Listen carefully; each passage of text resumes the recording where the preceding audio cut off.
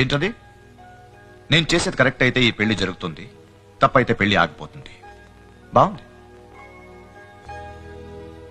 నువ్వు ఈ పెళ్లి చూడాలి. నేను చేసేది కరెక్ట్ అని నువ్వు ఒప్పుకోవాలి. అంజలికి నువ్వు సరిపోవని నీ అంతటి నువ్వే తెలుసుకోవాలి. అందుకే నిన్ను ఇక్కడ పిలిపించాను. చూడు, అతిథులు, అక్షంతులు, తాళిబొట్టు, తలంబ్రాలు, మండపం, మంత్రాలు అన్ని ఉన్నాయి. ఏం లేదు, నీ పెళ్లి ఆగిపోతుంది. చెప్పు.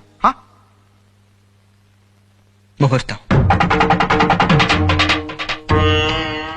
అతిథులు, అక్షంతులు, తాళిబొట్టు, తలంబ్రాలు అన్నిటికంటే అవసరమైంది ముహూర్తం.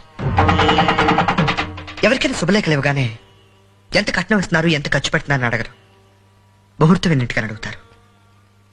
ఈ పెళ్లికి అదే లేదు.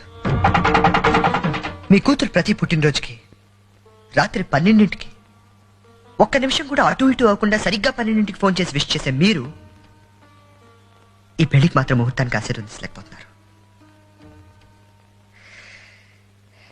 పుట్టినరోజు ప్రతి సంవత్సరం వస్తుంది సార్, కానీ ఇది మాత్రం లైఫ్లో ఒకసారి వస్తుంది. పంతులు గారు, ముహూర్తం ఎన్నింటికి? 10:42 ముహూర్తం. ఇప్పుడు టైం ఎంత అయింది?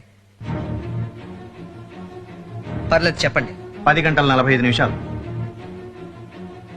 అంకుల్, మీరు అనుకున్న ముహూర్తానికి పెళ్లి జరగలేదు. 3 నిమిషాలు ఆగింది. నేను ఆపలేదు, మీరే ఆపారు. అంటే మీరు చేస్తున్న తప్పు అని మీరే ఒప్పుకున్నారు. మీరు ఇప్పుడు కూడా తాళి కట్టించి పెళ్లి చేశారనిపించుకోవచ్చు, కానీ లైఫ్ లాంగ్ మీ కూతురు మెళ్ళ మంగళసూత్రం చూసినప్పుడల్లా మీ తప్పు మీకు గుర్తొస్తూనే ఉంటుంది.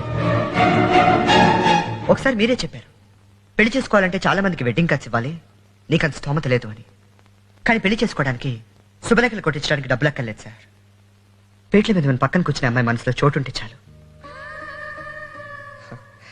ఈ రేంజ్ లో పెళ్లి చేసుకునే డబ్బులు నా దగ్గర లేవు, ఇప్పట్లో సంపాదించడానికి కూడా.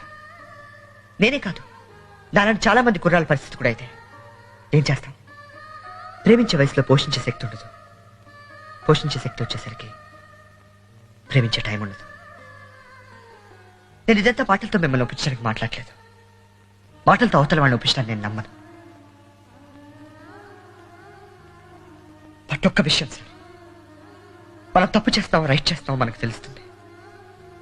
మన ఒక్కరికే తెలుస్తుంది, మీకు తెలుసు.